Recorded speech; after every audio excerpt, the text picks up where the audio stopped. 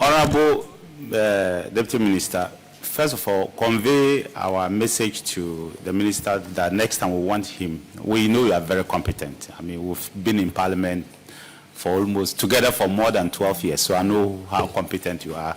But let him know that next time we want he himself to be here. There are obvious reasons why we want that. He should prioritize the invitation of Parliament before any other thing, especially being an immediate past leader.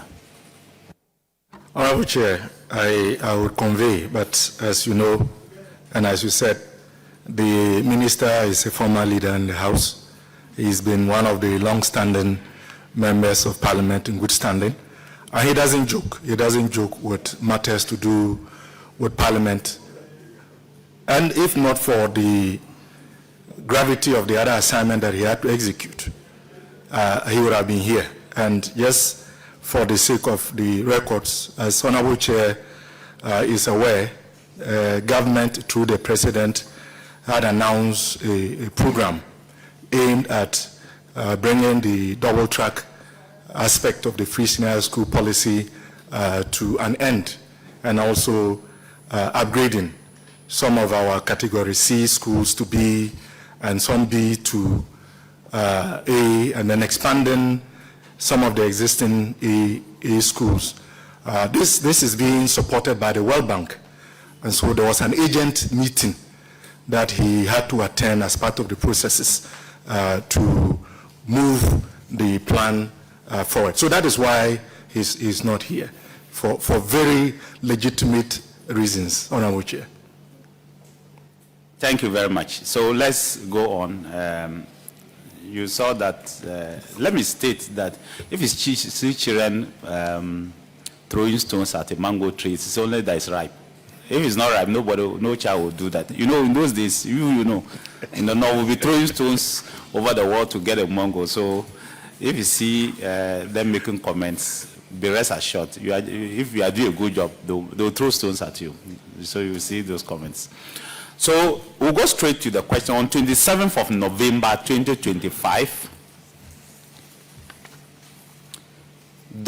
Honorable Dr. Fred Che Asamoah, Offensive North, MPP, asked the Minister of Education a simple question.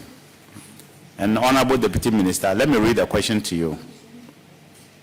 Mr. Speaker, I beg to ask the Minister for Education the steps being implemented to ensure prompt payment of the 2025 book and research allowance to members of the teacher unions. Column 28. Full stop.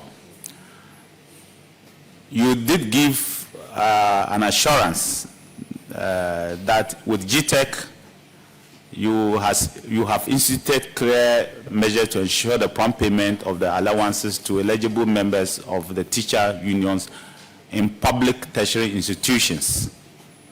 We want to know whether this has been done for 2025, what steps you are taking to do that for 2026, and if there are difficulties, what are they?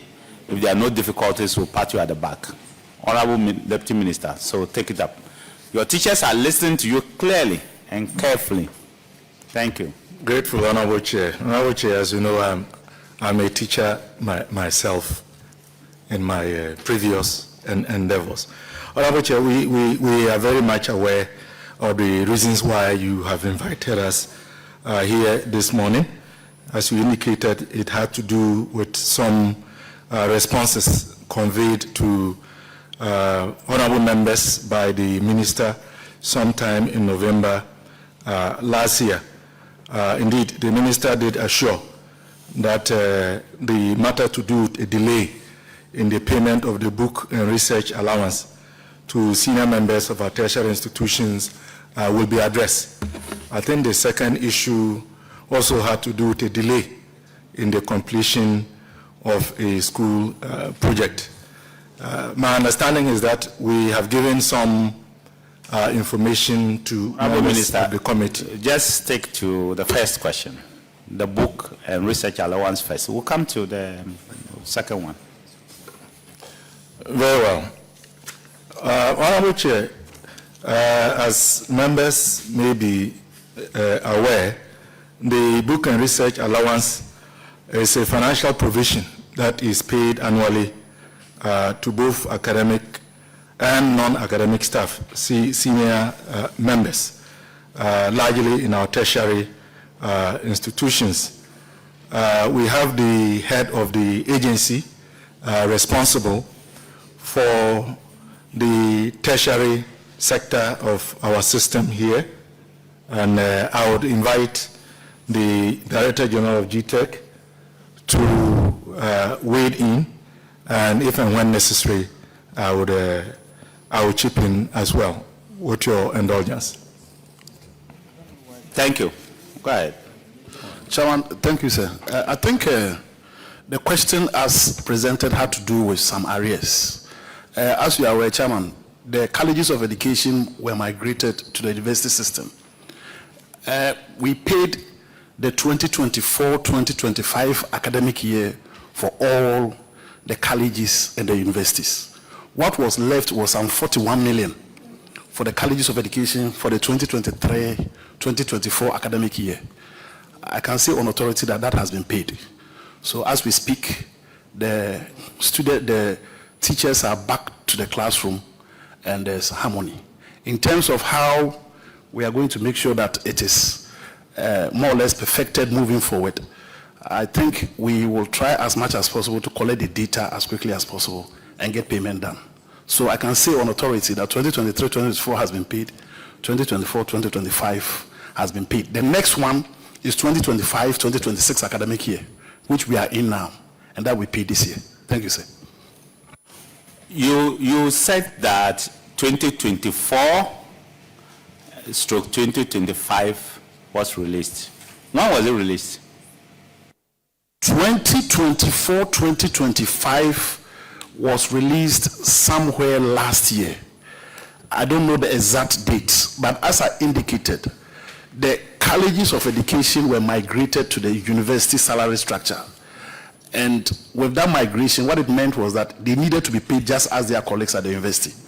I don't know what informed this question, but informed by the history of what happened, there was a strike by the colleges of education for some time.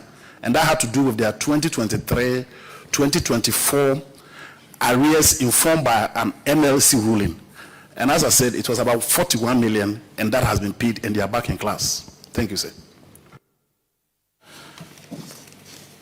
Your answer says that the book allowance is 1,500 United States dollars in the cedi equivalent, and that the Minister of Finance will give you the rate. Is that correct? And for research allowance is 1,600 United States dollars. That is per annum. Is that correct? Per annum, per person. So it's an individual is entitled to both.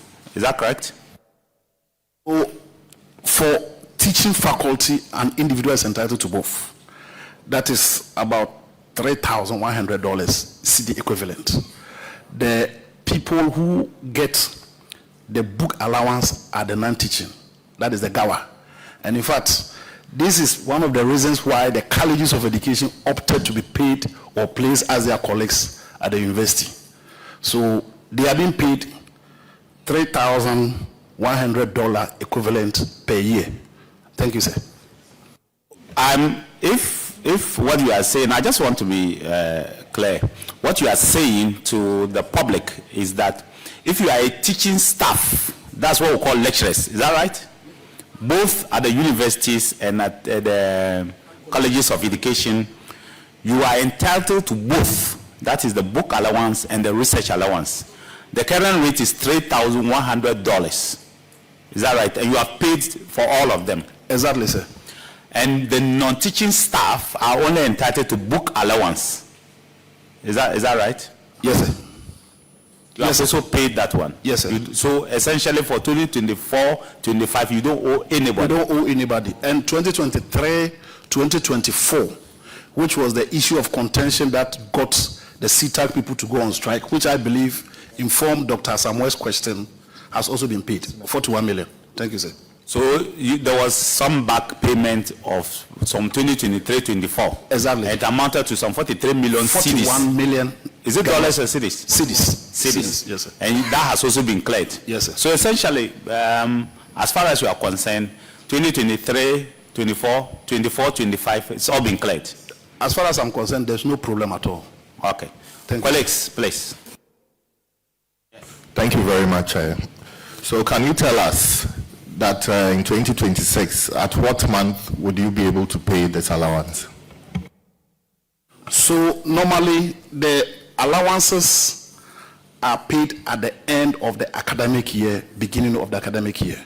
So July, August, historically that's where we start paying.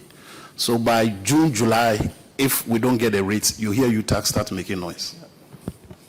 So we should be rest assured that by the end of, let's say, July, payment will be made. You are speaking to the assurance committee. No, sir. I said by July, the data, everything should be with GTech, and the processing will take place by Minister of Finance. Honorable Chair, we cannot be definite, but what we know is that all efforts will be put in to pay, so that there isn't any question to come on this same matter. So we'll do our best. Just to, before colleagues will continue, you know that the academic year is not the same as it's not uniform through the year. Is that right? Academic year begins in September and ends in, let me say, August. Not let me even say August of the following year. So 2025-26, the academic year actually began in September, October last year, and it will end in August. Are you saying that hopefully before the end of the academic year of Ghana, they will get their payment? That means August this year. Honorable Chair, we cannot be too sure, because there are processes involved. What I can report is that the processes have begun. The processes have begun. Yes. Thank you. Sorry. Thank you, Honorable Chair. Mr. Minister, I'm too much impressed with the level of payment, especially for the 2023-24, 24-25 being cleared. And your response on the 27th November 2025, you said there is, to quote you, there's a clear, the ministry has instituted clear measures to ensure the prompt payment of allowance to eligible members of the teacher unions in the public tertiary institutions. And my question is on clear measures. I want to believe there is a clear measures in the ministry, because other than that, the 23-24 and the 24-25 couldn't have been paid. We were expecting to hear maybe it has not been paid or part has been paid, but you could hear clearly that it has been paid fully. And as indicated by my good friend and brother, Professor Jinapo, all has been paid. Can you take us through the clear measures such that we can be, we can sleep and have an assurance that there's a clear categorical measures in the Ministry of Education to ensure prompt payment of these monies as indicated in your response on the 27th November 2025? Grateful, Honorable Chair. So, Honorable Minister, the question had to do with clear measures. Exactly. I believe you have an answer. So go through it and let's see. Honorable Chair, I am grateful to the Honorable Member for the question. In terms of the clear measures or plans put in place, the ministry would usually have to request for the exchange rate for the computation of the allowances from the Ministry of Finance, usually immediately after the appropriations bill is passed by Parliament. In fact, this year, for example, the request was made in February 2026 to the Ministry of Finance. However, we are yet to receive the rates from Ministry of Finance, as we understand that they are also engaging the Bank of Ghana. And I think it will make sense, because we are not paying, we are paying them the CD equivalent of the dollars. Now, when that exchange rate is received from the Ministry of Finance, the Ministry of Education informs and then submits the same to the Ghana Tertiary Education Commission for onward transmission to the public tertiary institutions, because they must know what is going to come to them. So upon receipt of the exchange rate by the public tertiary institutions, the institutions then apply it and compute their claims. The computed claims are then submitted to the Director of Internal Audit, and then the institutions of the institutions for verification in line with the requirements of verification of compensation and related allowances. The claims are then submitted to GTEC by the institutions for review and for validation of eligibility. This also allows a check to be made on all the claims against the payroll of the institutions. GTEC then submits the request for payment to the Ministry of Finance through the minister. Minister then does a cover letter, which then goes. So these are the clear measures that we have put in place to allow for this very important allowance to be paid to our lecturers in the tertiary institutions. That's fine. Before Honorable Tampoli comes, what's the total sum for the 2024-25?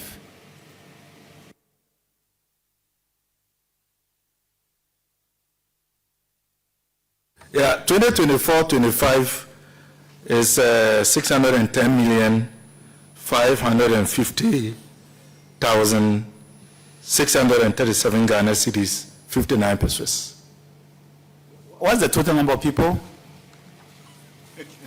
The total number of lecturers. We will People have to, you paid this amount to? we will have to look for that information and make it available, because it's not only lecturers, as was indicated earlier, it's both senior members. That will include lecturers We as want well. to know the total number of beneficiaries that received this 610 million. Honorable Chair, this is a House of Records, and because we don't have those figures offhand, I would plead with the Honorable Chair to allow us provide the right and accurate data. Yeah, a member of parliament, get that record for us. It's very important. We want to know the total. We'll report it, the total number of beneficiaries. For the 2024-25, Yes. that will be reported adequately. Honorable Tampoli. Thank you very much, Mr. Chair. Honorable Minister, Mr. Chairman, for the records, both of them are my V-mates, especially the professor, the GTEC professor, the Director General of GTEC. We used to charge together. We used to charge together. Professor Jinapo, when we meet outside, we charge. And then the Honorable Deputy Minister. But Mr. Chairman, I'd like to know when the current rates were negotiated. When were they negotiated? If you can give me the information. Thank you, Mr. Chair. Most be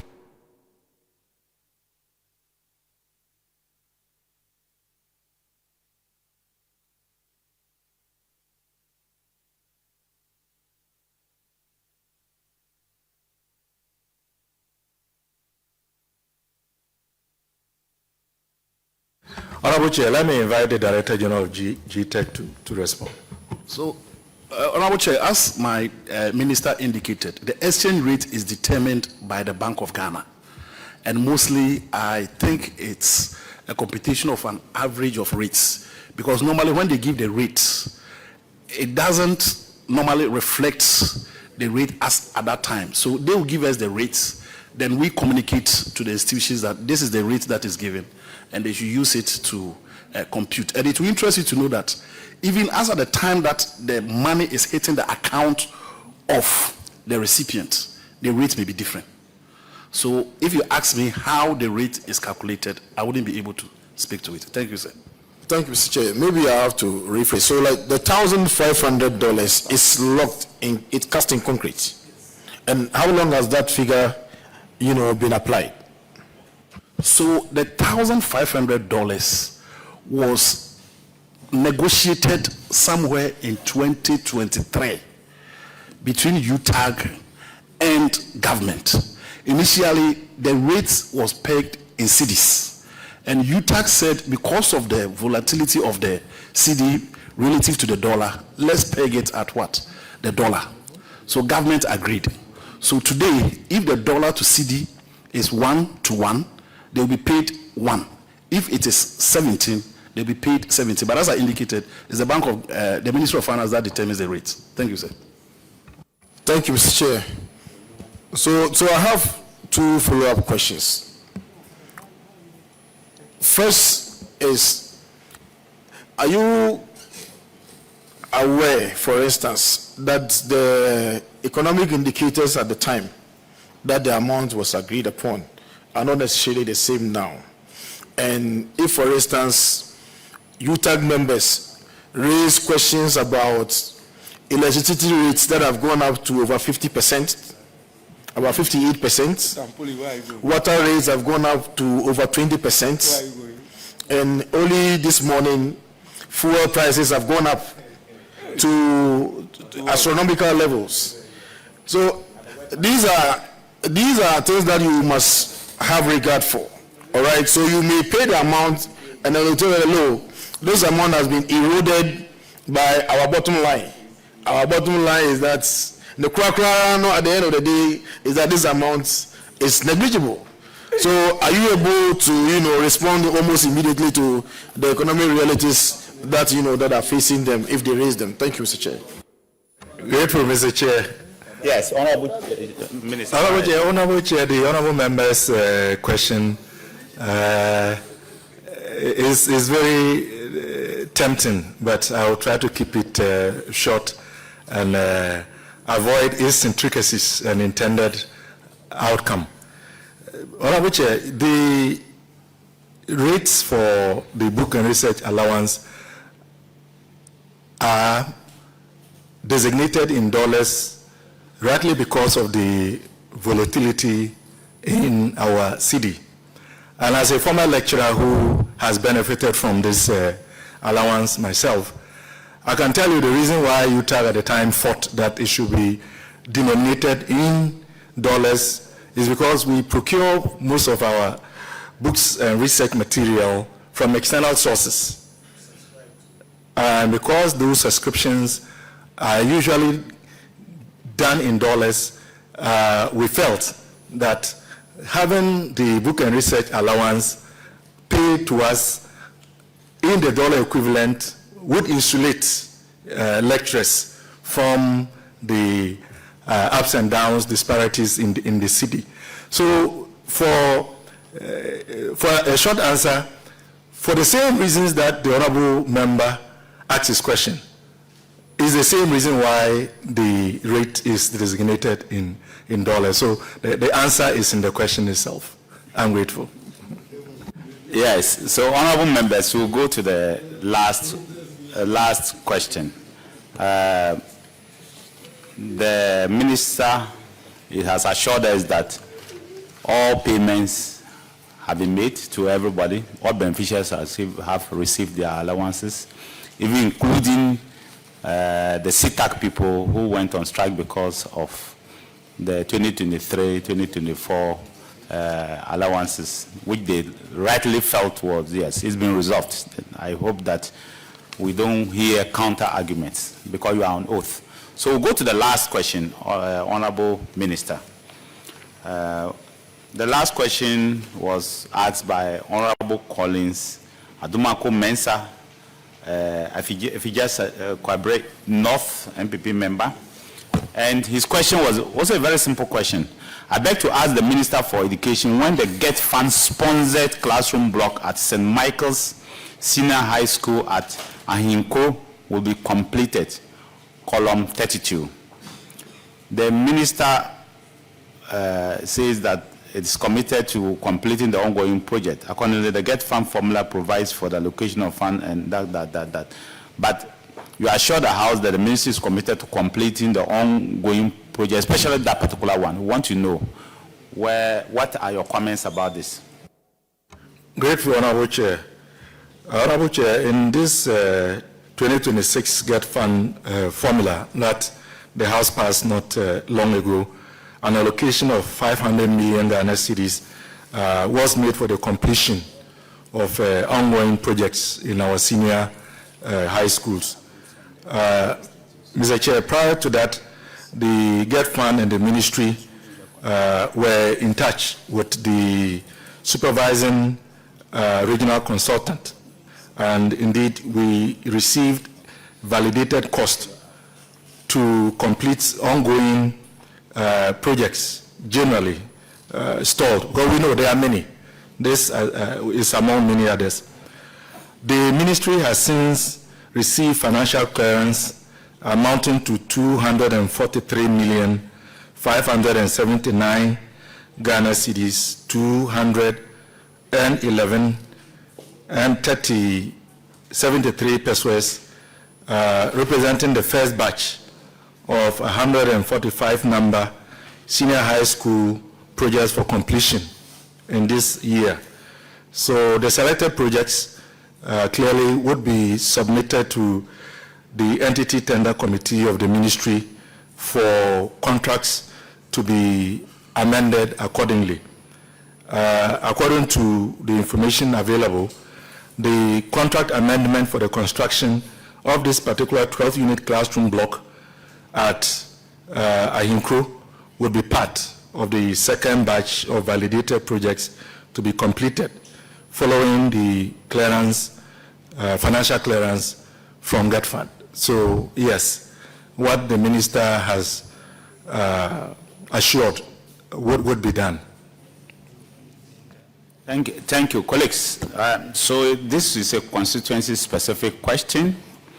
The minister is saying that 243.5 million, roughly 233.6 million cities has been released to them because they've gotten financial clearance for that, for 145 senior high school projects to be completed in 2026, which is the first batch. Our colleagues' school, St. Michael's Senior High, will be captured in the second phase. That's what the minister is saying. So, Honorable Minister, when do you intend to get the financial clearance for the second phase?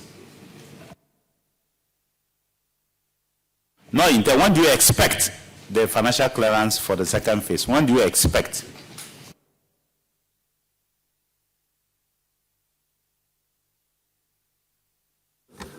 Honorable Chair, as soon as possible. The processes. What does it mean by as soon as possible? Honorable Chair, it means that the processes have been triggered. Honorable Chair, as you know, it goes through processes. So the processes have been triggered. So you have been given 243.6 million Ghana cedi for 145. This school in particular is not part of them. It will be part of the second phase. So what I'm asking you is, when do you expect, as soon as possible can even be tomorrow, and that's not what I think you are looking at. When do you expect the clearance for the second phase? Honorable Chair, as you know, the new arrangement is that commitment authorization has to be applied for and received from the Ministry of Finance before the other processes can commence. That is why I indicated that the process has been triggered. So a request has been made for a commitment authorization. So, Honorable. Thank you, Mr. Minister, the chairman for the Sule Shitu movement. The 145, which is the first batch, is there any way the committee can have the list of them? I really want to know if my constituency, that of Sondo, in the Southtown constituency, is part of the 145. Can we have the list? Honorable Chair, my understanding is that that should be possible. It should be possible. This is public funds, and all these are public projects. So there shouldn't be any reason why that cannot be made available to the committee. I'm grateful. Yes, honorable colleagues, any question on this? All right, Mr. Yes, Tampole. Thank you, Mr. Chair. Mr. We cannot have the Director General of GTech here and not have public interest question about his love letters that he has been writing and receiving responses sometimes, equally love letters. We haven't heard of you in a while. We don't have any more, charlatans in the system. Director General, Honorable Minister. So, Chairman, Yes, go ahead. as I've said time and time and again, this business of name and shame is informed by we having conversations with people. We have been talking to people and we have been writing. And in fact, just today, we signed a letter. And when we talk to them and they agree and they more or less recuse themselves, it doesn't come into the public domain. And when we write to them and they provide evidence, it doesn't come into the public domain. So I want to say that what you've just seen is just a microcosm of the number of people that we've interacted with. Thank you so much. You have said, it's a public interest question, so I'll do a follow-up on it. You have especially said that anybody who has honorary doctorate degree cannot use it. Is that right? Yes, sir. That's what we've said. Is it for widows who are living or even the dead cannot use it? Okay. So, Mr. Chairman, I think I can pick a cue from where your question You can't pick a cue. I'm asking you a simple question. You have to answer. Is it even for the dead as well? Okay, so Chairman, what we say is when people are given honorary doctorate and they use it in a manner that more or less looks as if that person is Dr. Clement Apak, then it becomes misleading. So if you are given an honorary doctorate and I see you, oh, Dr. Tampuli, then he says, oh, how are you? And he doesn't sign. There's no problem. And you attest to the fact that based on this exercise that we took, Mr. Chairman, the data points to the fact that people are not going in for the honorary doctorates. In fact, this year, we are doing a scientific research to determine institutions that are giving honorary doctorates. Just find out, only one public institution has given honorary doctorates, which is UMAT, to Ibrahim Mahama. Previously, almost every institution was just giving honorary doctorates. But now people are not interested because they cannot use it. Those who are proper doctors, let them use it. Those who are not, they shouldn't go in for it. Thank you, sir. Mr. Chairman, will you come for somebody like Azuma Nelson, who says he's a professor? Would you come for him? Because we've been addressing him and they write his name and so on and so forth. But he's a professor in boxing. I mean, sometimes I think that some of the titles are not necessarily, portraying the person as a book professor. But the person is saying that, look, I'm an expert in this area. To the equivalent of a professor, I can be a professor in mechanics, all right? You understand what I'm saying? So I think that some of them, they're supposed to be light-hearted, or you don't think that there's any gray area. We should pursue everybody. Honorable Chair, this I have to wade in. The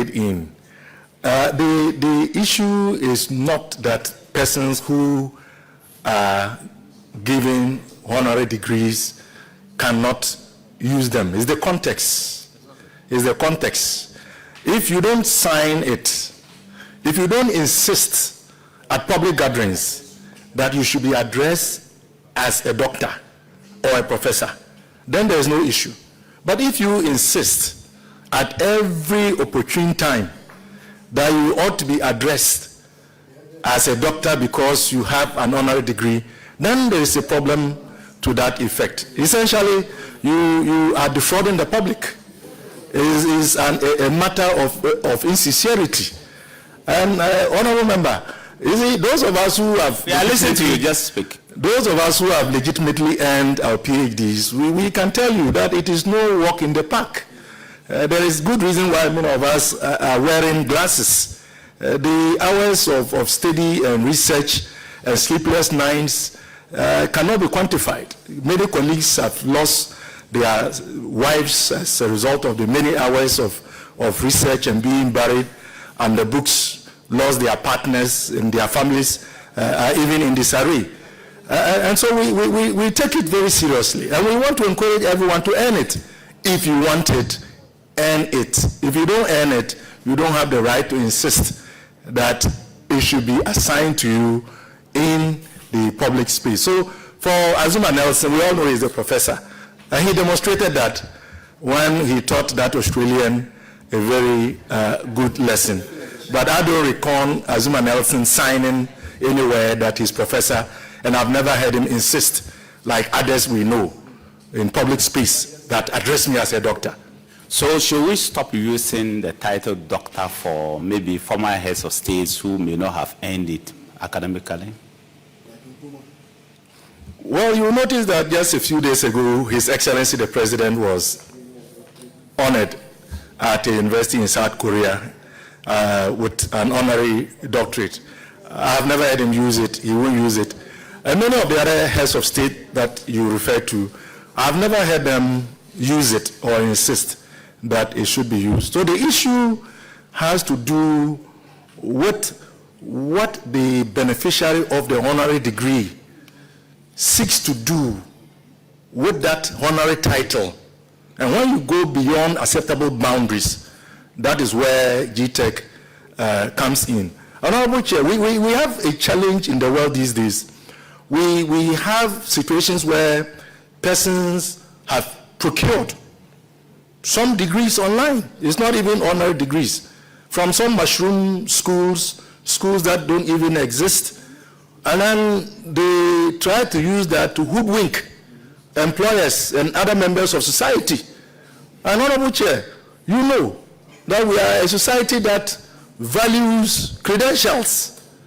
And so even such credentials can be used for fraudulent and criminal activity. Dr. UN.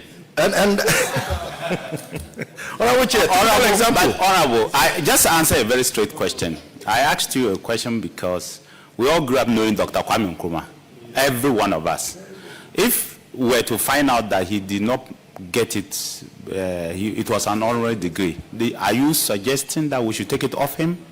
That's all I'm asking. Honorable Chair, we call him Dr. Kwame Nkrumah. I grew up calling him Dr. Kwame Nkrumah. I don't remember Kwame Nkrumah telling me to call him Dr. Kwame Nkrumah. So he cannot be faulted. I am calling him Dr. Kwame Nkrumah. That is my response. Mr. Chairman. No, he wants to answer. Mr. Chairman. No, wait. Let him. In Wait. Oh, Please go ahead, Dr. Janap. So I think Parliament, based on our Act 1023, gave GTech the mandate to determine the use of such titles. So GTech can say that if you have an honorary doctorate, you can use it at a point in time.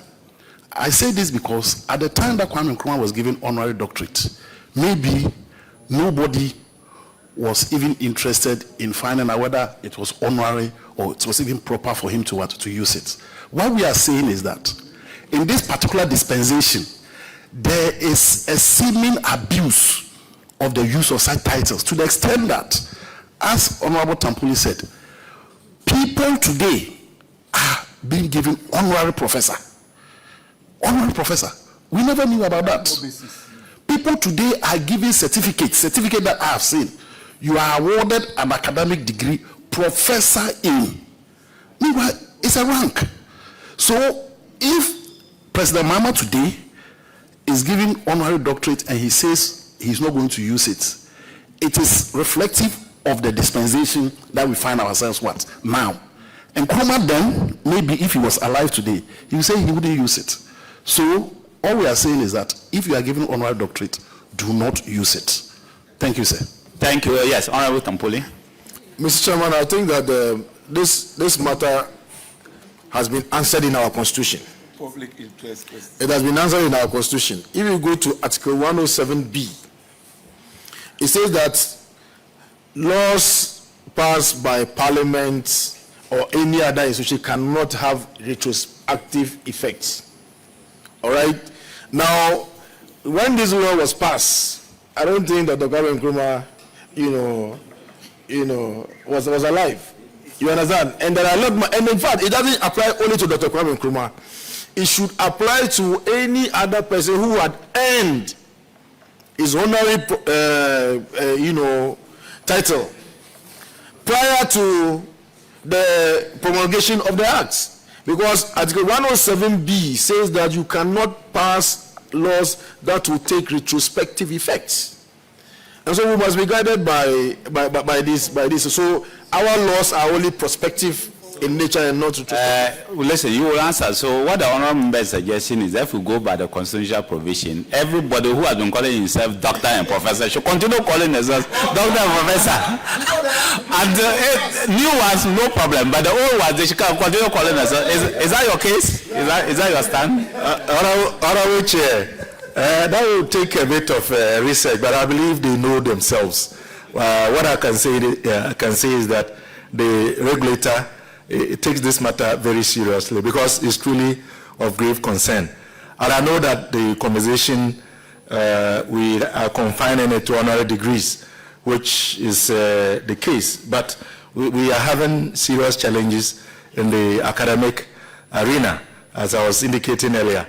People go and buy PhDs from mushroom universities in the Eastern Bloc, and then before you know, they are lecturers. Some of them are even registered. And we've encountered a few very unpleasant situations like that. They are polluting the academic environment. They are a nuisance to society. These are criminals. In fact, they should be prosecuted. I mean, it's a serious issue. Honorable Deputy Minister, that's a strong word. Well, but let me give you some example. There was a lawyer in Kenya who won all his 26 cases. A lawyer. He won all the cases, even some at the Kenya Supreme Court, but he never went to law school. He was a fake lawyer, but he won every case that came his way. Is he a criminal? Yes, because he may have won all the cases, but that doesn't make it right with regards to what he did. But anyway, I can understand the... Are you also aware that when they took him to court, he won the case again? Anyway, but Honorable Chair, just for the records, Honorable Member talked about earning honorary degrees. They are not earned. That is precisely the problem. The PhDs that are earned, we don't have a problem with that. Those that are awarded, you don't earn it, it is awarded. The institution decides that Hassan Tampuli is a good model citizen, he's done a lot of good, or maybe he has supported the institution or university to do something big, and therefore we want to recognize him. Then they award him an honorary degree. So that's Honorable Minister, we would thank you, but the Professor Jinapo, next time when you catch them, ask them to write chapter 1 to 3 of their PhD thesis and you will pass them. Simple. And also, the MPs, and I don't know whether assemblymen or MPs are part, but I know MPs are suffering. Everybody calls himself honorable. So maybe you will fight that one for the MPs as well. Minister, some people have even said we should go after allergies.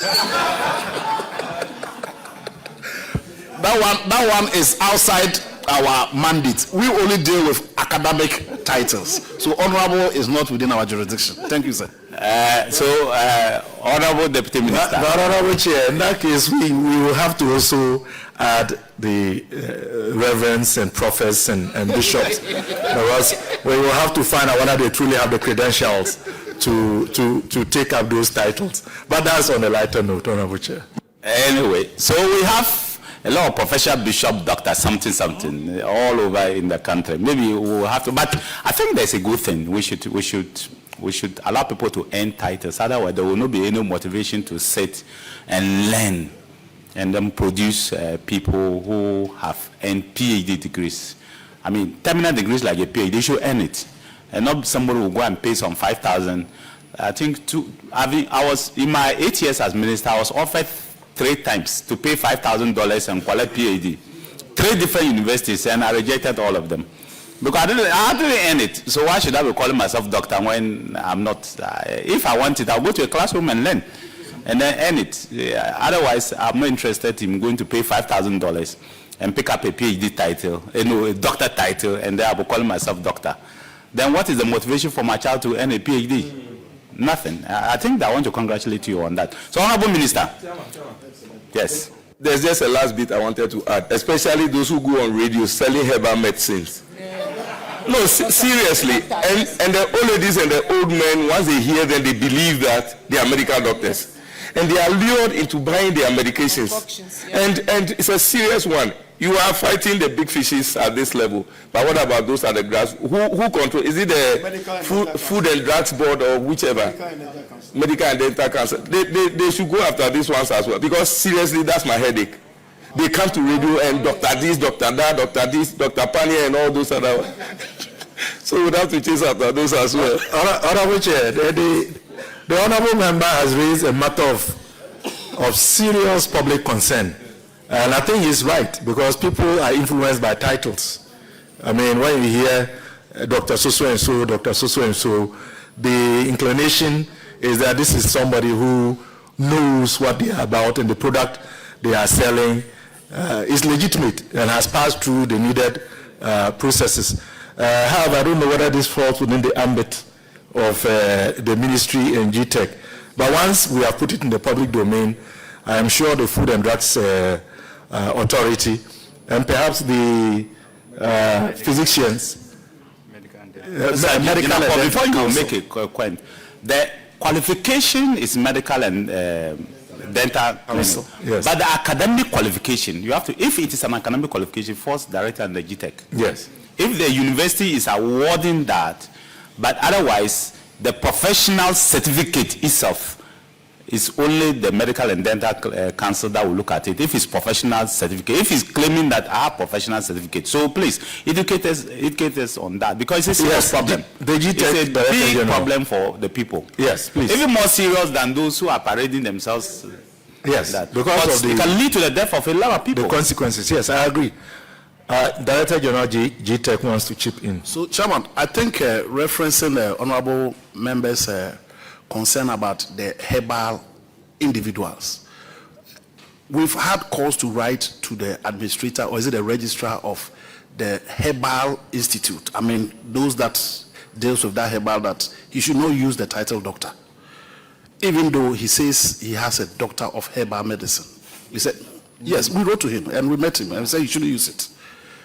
The fact of the matter is that even when it comes to the professional GTech has a role. We work with the professional entities like the Dental and Medical Council.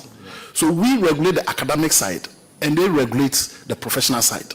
The fact of the matter is that, as you rightly indicated, historically, doctors have been medical doctors and people with what? PhD. Today, go to the hospital. We have pharmacists, they are doctors. You have medical doctors, you have optometrists, we have laboratory technicians, we have herbal medicine. So it becomes a problem. So if somebody says that he's a doctor, it is very difficult for you to distinguish between who is a PhD holder or who is a medical doctor. The truth of the matter is that this crusade seems to be yielding some results. We are not saying people should not use the title. But at the end of the day, if you are using it, you should be rightly identified as that. I can tell you on authority that there are instances whereby we've had people who happen to say they are lawyers, and we checked, and they have some problems with their originating certificates. Because we are reliably informed that for people who come from the UK, you need to go through a certain program before you post call. And this information comes from people within the same profession. So if today we are talking about people with PhD, tomorrow we'll be talking about people with what? With law degree. And I always say that even first degree, if you don't have a first degree and you present yourself as somebody who has a BSc in chemistry, it is criminal. So we are dealing with the terminal degree, we'll come to the masters, and we'll come to the first degree too. If not tomorrow, you see me parading myself as Honorable Amejinapo, MP for Yapi Kosovo, when I'm not the one. So I think this is a crusade that we all have to work together to Thank you so much. Mr. Minister, we are saying that you have our full support. When you title yourself Dr. Ahmed Jinapo, if you are PhD, you put PhD. So everybody knows that it's academic. If you are Dr. Medical, is there? Everybody knows that you have, you are a doctor in medicine. Everybody knows that. You've trained for 6-7 years and you're a doctor in medicine. What we are saying is, if I decide to mix concoctions, right, and say that these my concoctions can heal 10 different illness, kwashiorkor can heal, cold can heal, this can heal, hernia can heal, sexual, the one that attracts them is the sexual weaknesses, that one. Then you put the thing like this, that it can spiritual effect, about 10 different things. And then I titled myself as Dr. Dominic Nitu, selling this, and people are rushing because they believe that once you are a doctor, you know what you are about. That's what we're asking. That if you work with the medical and data claim, you stop such people. They are deceiving the public, and it's creating problems for all of us, right? After that, you can begin to look at the others. But those people, if you don't gone to medical school, some of them have actually gone to medical school and they are real doctors. That's okay. But if you've not gone to medical school to earn the title doctor, don't use it. That's what we are saying. If you use it, you prosecute them. Honorable Chair, we have taken this suggestion in good faith, for good reason. I think we all agree that is for the collective good of the country if we can rein in such fraudulent characters because of the many potential implications. We would explore that. We will explore that to see how we can work through GTech and the Medical and Dental Council and other appropriate stakeholders to make sure that we rein them in. So we are grateful for the suggestion. All right, so Honorable Minister, you are discharged, but you have a question? Yes. Really? Yes. Okay. He's the last person, please. Thank you very much, Chair. Prof, you're welcome. Prof, I'm excited. No. Prof is the one versed with the knowledge on the matter I want to ask. Against the backdrop that the president during campaign said that it was not okay to take PhD or to be given an honorary degree, but went to South Korea to receive one. Prof, what would you advise us? Should we be taking such honorary degrees? Chawa, I will defer to my able honorable deputy minister to speak to this issue, sir. Thank you. Grateful, Honorable Chair. The Honorable Member's question is one that we subtly responded to earlier on, but since he has repeated it, I will respond. The president was awarded. He didn't go to ask for it, as far as I know. And once he didn't ask for it, I don't think there should be any qualms about that. He was awarded, and as a gentleman as he is, I don't think it would have been appropriate for him to say no. I think thank you very much. Is it your case that he did not ask for it? Are you saying someone asked for it?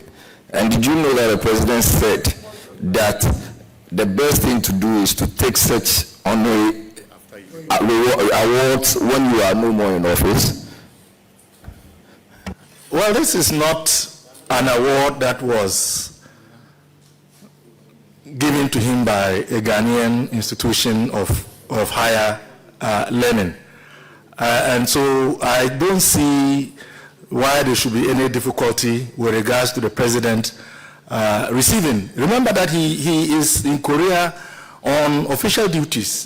It is a state visit, and it is not unusual for visiting presidents to be recognized by the host state. So I think that is within the context in which we have to view the degree awarded the president, honorary degree awarded to the president. Thank you very much, Honorable Minister. Except that I'm beginning to think that when you are giving such an award in Ghana, it is of no effect, because maybe the Ghanaian universities are not supposed to be given the necessary recognition. Or the president didn't know that when such awards are coming, sometimes you are pre-informed, so you can also seek advice and decline same if you are not interested. Okay. So, Honorable Minister. Honorable Chair, I fail to understand the import of the Honorable Minister, Honorable Member's question. But let me repeat that when one is awarded, recognized, and awarded an honorary degree within the context of what we know happened in the case of the president, it is only proper for him not to turn it down. That doesn't mean that honorary degrees awarded by Ghanaian universities are of less value. In any case, we have said earlier that honorary degrees are not supposed to be used. They are not supposed to be used. You are not supposed to sign your name with such degrees. They are just but recognitions for one reason or the other. And I don't expect that the president will be using the honorary degree conferred. Thank you very much. I just wanted some clarity on those contradictions. Sometimes they seem like walking contradiction. But Speaker, Chair, thank you. So, Honorable Minister, as I said, you are discharged. Thank you for the eloquent answers that your team has given us. We'll follow up on some of the things that we are looking for. The timeline, some of the timelines that you have given us will follow up. And the question that the Honorable Member asked, if you can finish it with us, the schools, so that members will have it. In fact, we need it, not if you can. We make sure you finish us with that information, the Secretariat with that information. And also, you know the protocol when you are meeting members of a committee. Make sure that you ensure that all that protocol is done and done speedily. Thank you very much. Honorable Chair, we want to express our sincerest gratitude to you on behalf of the Minister and the members of the committee. This has been a very exciting engagement, and we are all the better for it. Your committee has a very important role to play to ensure that we meet our obligations to the people of Ghana. With the list, we will make sure that we make it available. We are always ready to respond to invitations by your August committee. We are grateful. Thank you very much. All right, you are discharged.